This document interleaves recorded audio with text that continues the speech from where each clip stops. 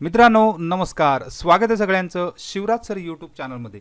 ITI admission 2025च्या लिस्टमध्ये आज चौथा राऊंडची लिस्ट आलेली आहे। तर या राऊंडमध्येच कोणता ट्रेड मिळालेला आहे हे या व्हिडिओमध्ये तुम्हाला बघायचं आहे। तर कशा प्रकारे बघायचं ते या व्हिडिओमध्ये डिटेलमध्ये सांगणार आहे। त्याचबरोबर 5th राऊंड कधी आहे आणि पुढची जी स्ट्रॅटेजी असणार आहे किंवा तुम्हाला काय काय करायचं आहे ते सुद्धा जनरली या व्हिडिओमध्ये बघणार आहोत। जाऊ डायरेक्ट डिटेल व्हिडिओकडे। तोपर्यंत तुम्ही चॅनल नवीन असाल तर सबस्क्राइब करा, ऑल नोटिफिकेशनला क्लिक करा, म्हणजेच तुम्हाला सगळ्या नोटिफिकेशन मिळत जाते। रोजच्या अपडेट्ससाठी तुम्ही टेलिग्राम आणि व्हॉट्सअप चॅनलला जॉईन करू शकता। व्हिडिओ आवडल्यास लाईक शेअर कमेंट करायला विसरू नका। रोजच्या अपडेट्ससाठी टेलिग्राम आणि व्हॉट्सअप चॅनलला जॉईन करू शकता। तर मित्रांनो आज चौथा राऊंड अपडेट झाला आहे सकाळीच। तर या ठिकाणी संध्याकाळी 5 वाजेपर्यंत जी लिस्ट येणार होती, आता तुम्हाला लॉग इन करून बघायचं आहे कशा प्रकारे बघू शकता। तर admission.dvet या वेबसाईटला गेल्यानंतर इथे ज्या 3 लाईन्स दिसत आहेत त्याच्यावर तुम्हाला ॲडमिशन कॅन्डिडेट लॉग इनमध्ये लॉग इन करायचं आहे। इथे रजिस्टर कॅन्डिडेट लॉग इन जायचं आहे।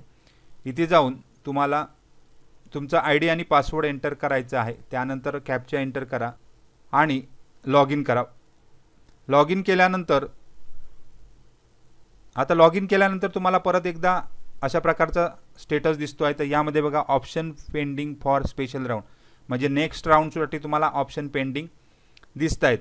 पण हे सध्या काहीच येणार नाही, कारण तुम्हाला कोणता ट्रेड लागला आहे तर या ठिकाणी बघायचं। पुन्हा एकदा या ॲक्टिव्हिटीमध्ये जा। ॲक्टिव्हिटीमध्ये गेल्यानंतर इथे या 3 लाईन आहेत आणि ॲडमिशन ॲक्टिव्हिटीमध्ये अलॉटमेंट लेटर या टॅबवर क्लिक करा। इथे क्लिक केल्यानंतर तुम्हाला पूर्ण तुमची माहिती मिळते आणि शेवटी इथे तुम्हाला अलॉटमेंट लेटर दिसतं। तर इथे प्रेफरन्स नंबर आता राऊंड नंबर 4 आणि प्रेफरन्स नंबर 4 एंटर झालेला आहे। तर इथे बघा motor mechanic vehicles government industrial training institute Thane. तर अशा प्रकारे तुम्हाला तुमची इन्स्टिट्यूट दिसते, तुम्हाला कोणता इन्स्टिट्यूट लागलेला आहे तो सुद्धा दिसतोय, म्हणजेच तुम्हाला त्या ठिकाणी जाऊन ॲडमिशन घ्यायचं आहे। यासाठी ही जी अलॉटमेंट स्लिप आहे ती PDF डाउनलोड करायची आहे, म्हणजेच तुम्हाला त्या ठिकाणी त्या संस्थेमध्ये जाऊन ॲडमिशन घेता येईल। तर अशा प्रकारे स्लिप डाउनलोड होते। इथे पूर्ण या स्लिपमध्ये डिटेल असते, कोणता ITI लागलेला आहे, प्रेफरन्स नंबर किती होता, राऊंड नंबर 4 आहे, प्रेफरन्स नंबर किती होता आणि ट्रेडसुद्धा कोणता आहे ते सुद्धा इथे दिसते, ITI कोणता आहे तो सुद्धा इथे दिसतो आहे।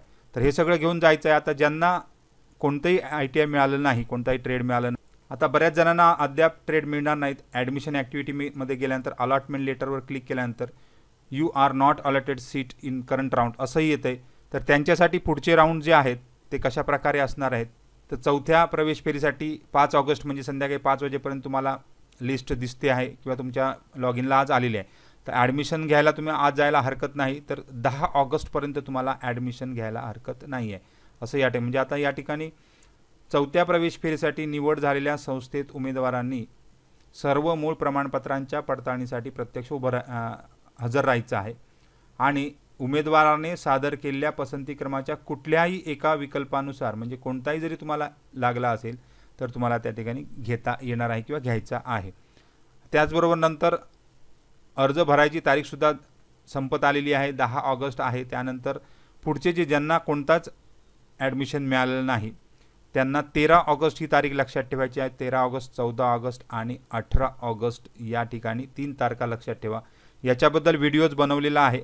नवीन फॉर्म भरणारे, कोणतेच ॲडमिशन न मिळणारे यांच्यासाठी मार्क अटेंडन्स कशा प्रकारे करायचं याचाही सुद्धा व्हिडिओ बघितला आहे, याचा सुद्धा व्हिडिओ अपलोड केलेला आहे। तर व्हिडिओ बघून तुम्ही मार्क अटेंडन्स करायचं आहे, तारीखसुद्धा त्याच्यामध्ये दिलेली आहे। तर सगळ्यांना खूप खूप शुभेच्छा आहे। काही डाऊट असेल तर कमेंट बॉक्समध्ये कमेंट करा।